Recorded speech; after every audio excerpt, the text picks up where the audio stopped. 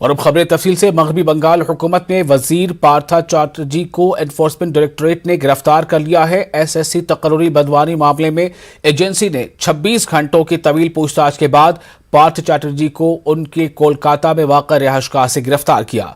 वहीं इसी मामले में उनकी करीबी अर्पिता मुखर्जी को भी गिरफ्तार किया गया है।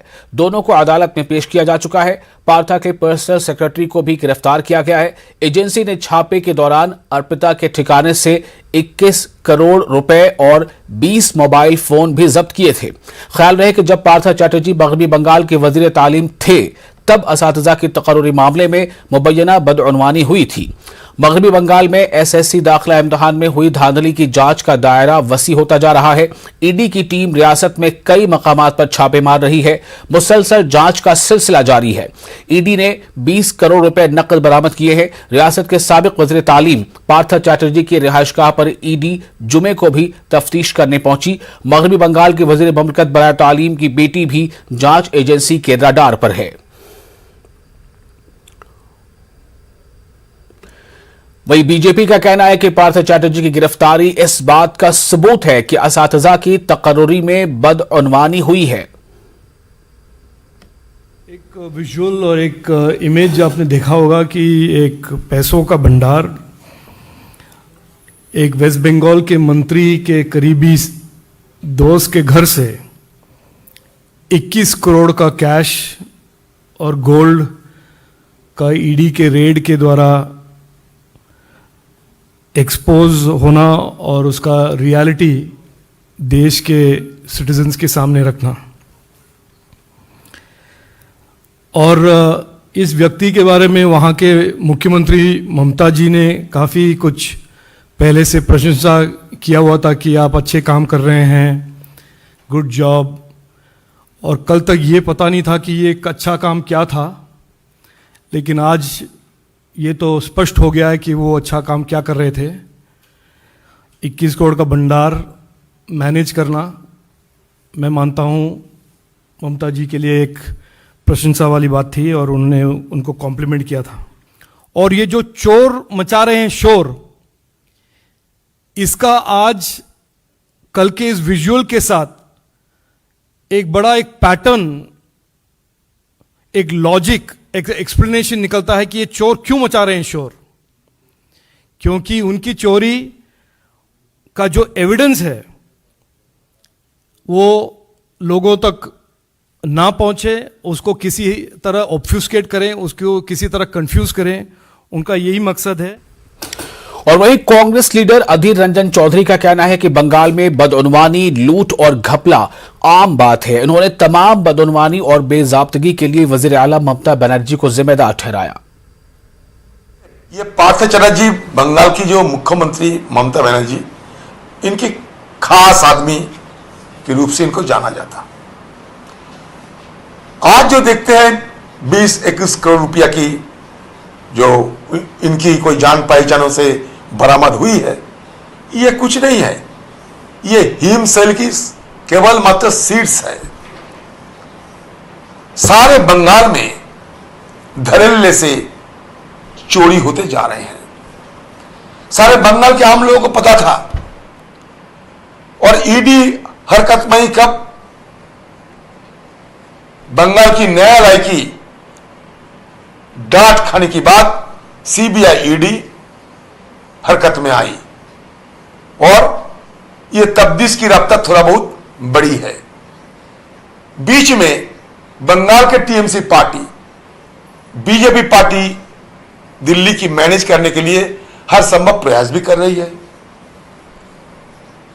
तो यह नतीजा कब तक और कहां तक पहुंचेंगी, इंतजार करने की जरूरत है। यह तो सिर्फ एक हिमाचल की सीट्स है। बंगाल में करप्शन मतलब लूट घोटाला, मान लो ये प्रतिष्ठानिक स्वरूप ले लिए हैं, ये इंस्टीट्यूशनलाइज्ड हो चुके हैं। कहीं भी अगर नदी की जन्म होती है, कोई भी पहाड़ की शीर्ष पर नदी जाके मिलती है कहां? समुद्र में। बंगाल में भी जितने घोटाला होते हैं ये घोटाला अंतिम होते हैं, नदी की यात्रा पर जहां रुकते हैं ये घोटाला भी एक जगह रुकते हैं, वो है हमारे सीएम साहिबा की परिषद वर्ग। तो बंगाल में ये देखते हम आ रहे हैं। ये ईडी अगर चाहे तो व्यापम मध्य प्रदेश इसका भी किनारा, इसका भी जो घोटाला इस मसले में कितने हेराफेरी हुई है, इस संदर्भ पे अगर ईडी ने इस तरीके की हरकत करे तो व्यापम के मसला भी उजागर होते जाएंगे।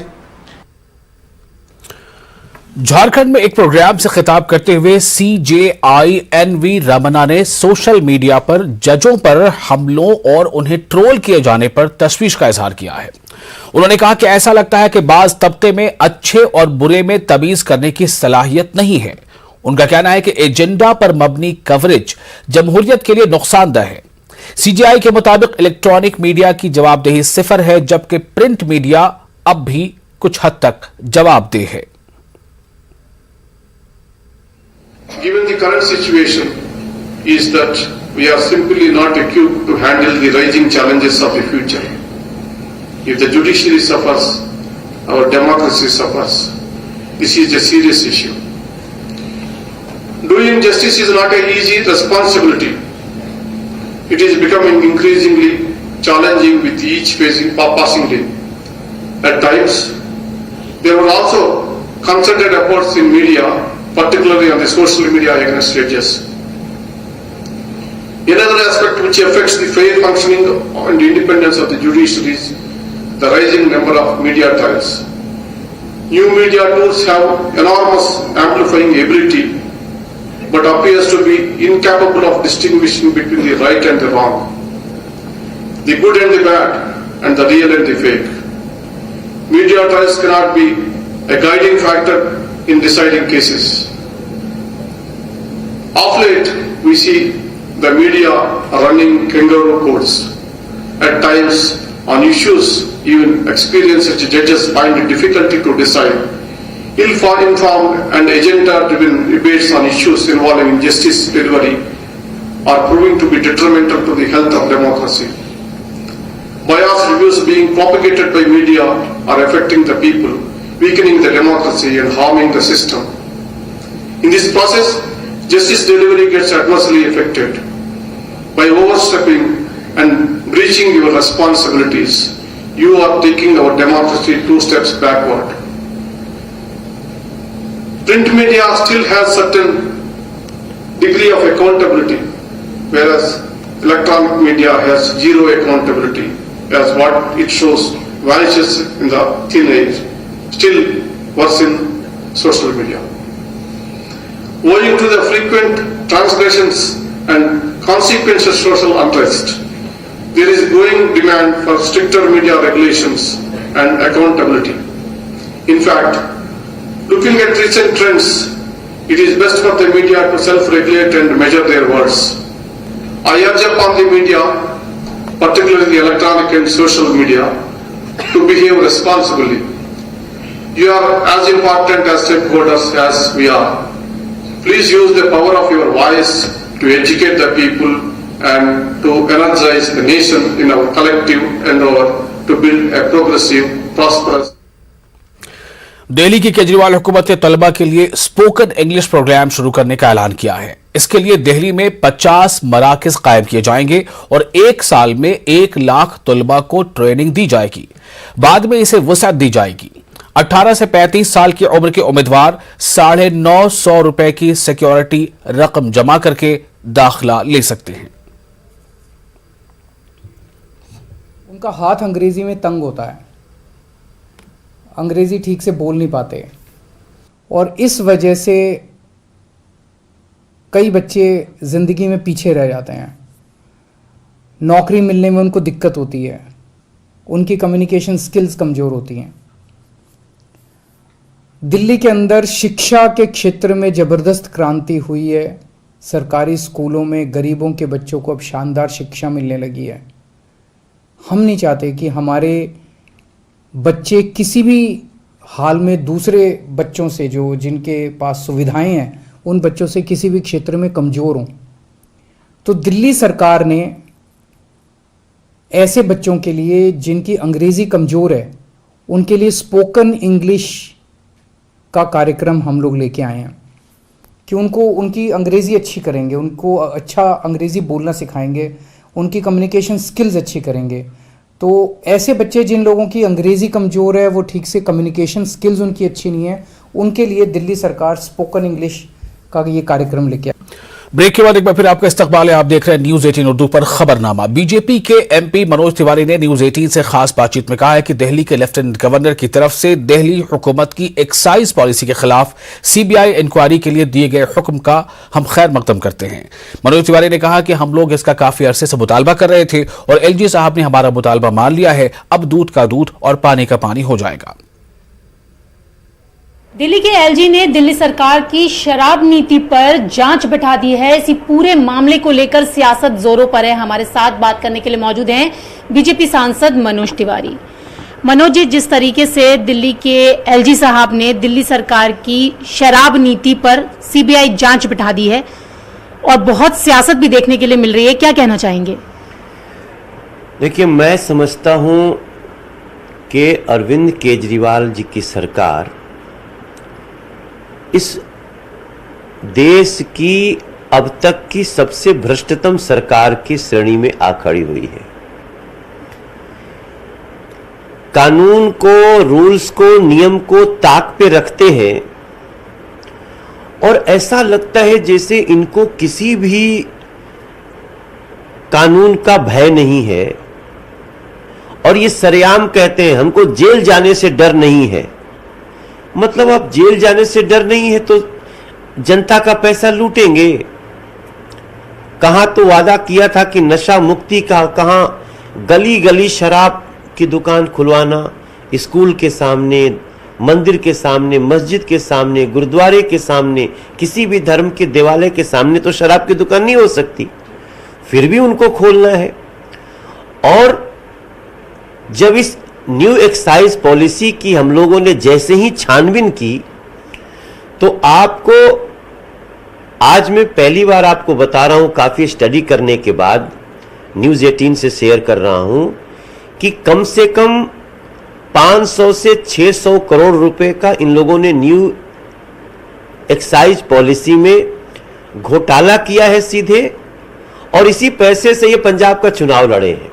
इनका इंटरेस्ट इस समय दिल्ली की गलियों की व्यवस्था ठीक हो, दिल्ली के जल जमाव को खत्म किया जाए, दिल्ली को साफ पानी मिले, दिल्ली के लोगों को सही मायने में राहत मिले, इसकी चिंता नहीं है। इनको चिंता है दिल्ली से लूटो, पंजाब में चुनाव लड़ो, उत्तराखंड में चुनाव लड़ो, गोवा में चुनाव लड़ो, ये तमाम ऐसे गुजरात में चुनाव लड़ो, इसकी तैयारी में जा रहे हैं। मुझे बहुत प्रसन्नता है, आई एम वेरी हैप्पी कि इनके खिलाफ ये न्यू एक्साइज पॉलिसी को लेके सीबीआई की जांच रिकमेंड हुई है। दूध का दूध, पानी का पानी हो। सर, जो खबर आ रही है अधिकारियों के द्वारा 32 जोन में 849 नए लाइसेंस जारी किए गए और जानबूझकर टेंडर में खामियां रखी गई ताकि ये जो लाइसेंस है वो चल सके। जगह जगह पर मतलब शराब के ठेके, छोटे छोटे बच्चे हैं, ड्राई डे को कम कर दिया गया, तो क्या असर पड़ेगा आने वाले युवाओं पर? देखिए, इनकी पूरी एक्साइज पॉलिसी देखेंगे नई वाली तो ऐसा लगेगा कि ये लोगों को शराबी ही बनाना चाहते हैं। तो आपने देखा, ये थे हमारे साथ बात करने के लिए बीजेपी सांसद मनोज तिवारी, जिनका कहना है कि सीबीआई की जांच तो होने दीजिए, पहले से आपने कैसे सोच लिया कि कौन दोषी है और कौन नहीं। कैमरा पर्सन सोनू मंडल के साथ रचना, न्यूज 18 दिल्ली। और अब बात शिवसेना की। शिवसेना दो धड़ों में बंटती नजर आ रही है। उधर उद्धव ठाकरे और एकनाथ शिंदे दोनों ही अपना अपना दावा पेश कर रहे हैं। अब इलेक्शन कमीशन ने दोनों को अरकान की हासिल हिमायत साबित करने के लिए दस्तावेज पेश करने को कहा है। इसके लिए इलेक्शन कमीशन ने उद्धव और एकनाथ शिंदे को 8 अगस्त तक जवाब दाखिल करने को कहा है। ख्याल है कि गुज़िश्ता दिनों लोकसभा स्पीकर ने राहुल शिवाले को ऐवान का लीडर मुकर्रर किया था, जो कि शिंदे ग्रुप की एक और बड़ी कामयाबी थी।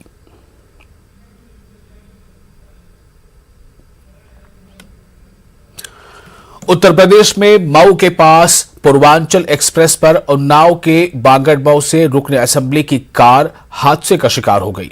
रुकन असेंबली श्रीकांत कटिहार की गाड़ी हादसे का शिकार हो गई और हादसे के वक्त कार में 5 अफराद सवार थे, सभी बाल बाल बच गए। ये लोग रियासती वजीर और दयाशंकर के वालिद की 13वीं में शामिल होने जा रहे थे। उत्तर प्रदेश के बांदा से खबर है, जहां बारिश और आसमानी बिजली गिरने से 6 अफराद की दर्दनाक मौत हो गई है, जबकि 7 अफराद जख्मी हैं। जख्मियों का बांदा अस्पताल में इलाज जारी है। इंतजामिया ने मुआवजा देने की बात कही है। उत्तर प्रदेश के हाथरस में ट्रक ने कांवड़ियों को कुचल दिया, जिसके नतीजे में 5 की मौके पर ही मौत हो गई, जबकि 1 ने अस्पताल में दम तोड़ दिया। दीगर की हालत नाजुक बताई जा रही है। कांवड़िए हरिद्वार से गंगा जल लेकर ग्वालियर जा रहे थे कि कोतवाली सादाबाद में यह हादसा पेश आया। उत्तर प्रदेश के वज़ीर आला योगी आदित्यनाथ ने हाथरस हादसे पर गहरे दुख का इजहार किया है। इन पर चढ़ा के चला गया है। हम लोग खाना खा रहे थे पीछे ढाबा पे, हमको पता नहीं कौन था। कितने लोग हैं जिनको एक्सीडेंट हुआ है? ये 7-8 लोग हैं। 7-8 लोग हैं। मैंने सही नहीं देखा, उसमें एक मेरे ताऊ भी थे, भैया भी थे, चाचा भी थे। कहाँ जा रहे थे ये कांवड़ लेके? ग्वालियर। ग्वालियर जा रहे थे। ये ग्वालियर का एक जत्था कांवड़ियों का हरिद्वार से ग्वालियर वापस जा रहे थे। यहाँ पर एक दुखद हादसा हुआ है। इसमें पीछे से एक डंपर ने इनको एक्सीडेंट किया है, जिसमें अभी तक की जो जानकारी प्राप्त हुई है उसमें जो 7 कांवड़िए चल रहे थे वो घायल थे, उनको चोट लगी। जो बाकी उनके साथी कांवड़िए हैं वो यहीं पर हैं, उनसे काफ़ी चर्चा बात हुई है। और अभी बाकी जो जम्मू कश्मीर के साबा में दर्दनाक सड़क हादसा पेश आया। इस हादसे में 3 बच्चों समेत एक खातून की मौत हो गई है, जबकि इस हादसे में 15 अफराद जख्मी हैं। बताया जाता है कि एक ऑटो में 18 अफराद सवार होकर अपने रिश्तेदार के पास शादी की तकरीब के लिए जा रहे थे। कठुआ से आ रहे एक तेज रफ्तार ट्रक ने ऑटो को टक्कर मार दी। 7 शदीद जख्मी अफराद को जम्मू मुंतकिल किया गया है। 18 लोग ये गाड़ी में थे और उसमें से 18 लोगों में से 4 लोगों को यहाँ हॉस्पिटल में देवर ब्रॉट डेड। उसमें 3 बच्चे और एक लेडी थी और उसमें से 7 लोग जो थे वो क्रिटिकली इंजर्ड थे, उनको रेफ़र कर दिया गया है जीएमसी में। और 7 लोग यहाँ पे हैं जो कि मैंने अभी खुद देखा स्टेबल हैं। तो इसमें जो भी सभी को ये डायरेक्शन यहाँ पे दी गई है हॉस्पिटल अथॉरिटीज़ को भी, और जीएमसी में भी हमारी बात हो गई है। तो जो भी इनके लिए जो भी असिस्टेंस होगी, जो कुछ भी हमारी तरफ से पॉसिबल होगा, वो सारा हम यहाँ पे करने की कोशिश करेंगे। ये हमारे कंट्रोल रूम में फ़ोन आया था, तो उससे हमें पता चला इमीडिएटली। और साथ में यहाँ हॉस्पिटल में जब इनको रिपोर्ट किया है तो उससे इंफॉर्मेशन हमारे पास मिली है। तो इमीडिएटली जो हमारे यहाँ पे हमारे मेडिकल सुपरिटेंडेंट, हमारे डॉक्टर्स की टीम है, उन्होंने इमीडिएटली उनको अटेंड किया और बहुत टाइमली जो क्रिटिकली इंजर्ड थे उनको इमीडिएटली रेफ़र कर दिया गया जीएमसी में। और वहाँ पे भी बात कर ली ताकि उनको इमीडिएटली अटेंड भी कर लिया जाए। और यहाँ पे भी जैसा आप खुद भी आपने देखा होगा कि यहाँ पे जो लोग हैं उनको भी पूरी जो ट्रीटमेंट है वो दी जा रही है और वो स्टेबल। और ममनुआ तंजीम खालिस्तान टाइगर फोर्स के दहशतगर्द हरदीप सिंह नज्जर पर एनआईए ने इनाम का ऐलान किया है। एजेंसी नज्जर को गिरफ्तार कराने में मदद करने और इसका पता बताने वाले को 10 लाख रुपए का इनाम देगी। नज्जर का पता बताने वाले का नाम खुफिया रखा जाएगा। नज्जर पर टारगेट किलिंग और मुल्क मुखालिफ सरगर्मियों में मुलविस होने के संगीन इल्जामात हैं।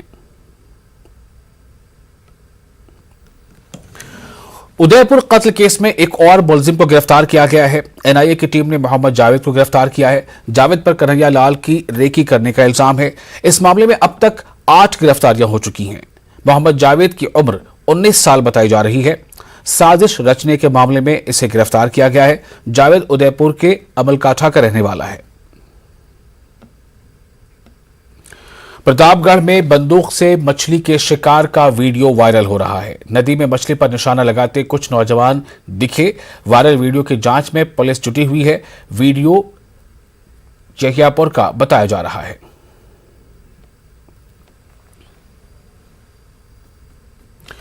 और इसी के साथ इस बुलेटिन में फिलहाल इतना ही। आप बने रहे न्यूज़ 18 उर्दू के साथ। मुझे दीजिए इजाजत। आदाब।